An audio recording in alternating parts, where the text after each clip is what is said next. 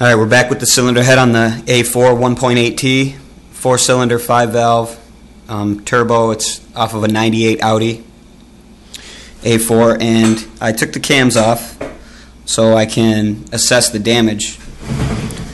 And if you see here, all of this was down in there, in the head. This is the plastic. This is the, I guess this would be a plastic guide, I guess you'd call it, on the tensioner. And you can see the top of the tensioner is fine. Looks okay. But the bottom of the tensioner shot. And you can see that the chain was riding on the steel, so I would imagine this was making a pretty chaotic noise under the hood of the car. And I don't know what would cause something like this. I can't even, I mean, my initial thought was that the timing was off and, you know, bent the valve, and then I saw this and I thought, oh, well, maybe the plastic lodged up the gears, skipped the timing a tooth or three, and that's what led to the damage. And then now I see this, and I don't even know how something like that happens.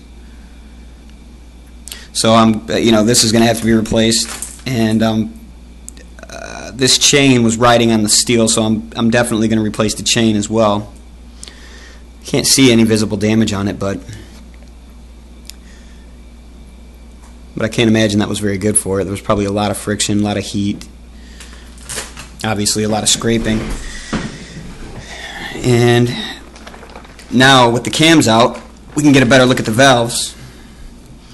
And these 3 cylinders, 1, 2, 3, they all had really good compression. They were at 120, give or take, 5 psi or so. You can see the 2 exhaust valves on this look good. The 2 outer intake valves look good.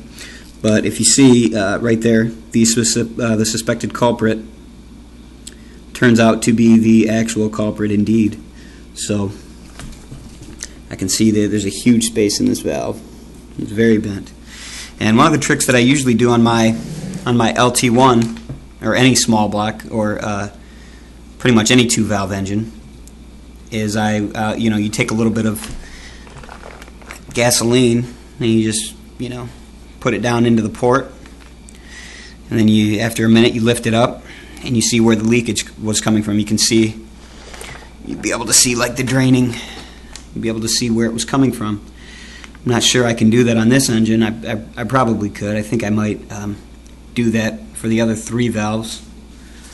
I know that's not a surefire way, but it's worked. It's worked for me in the past. So I think I'm going to go on and replace that 1 intake valve and go from there.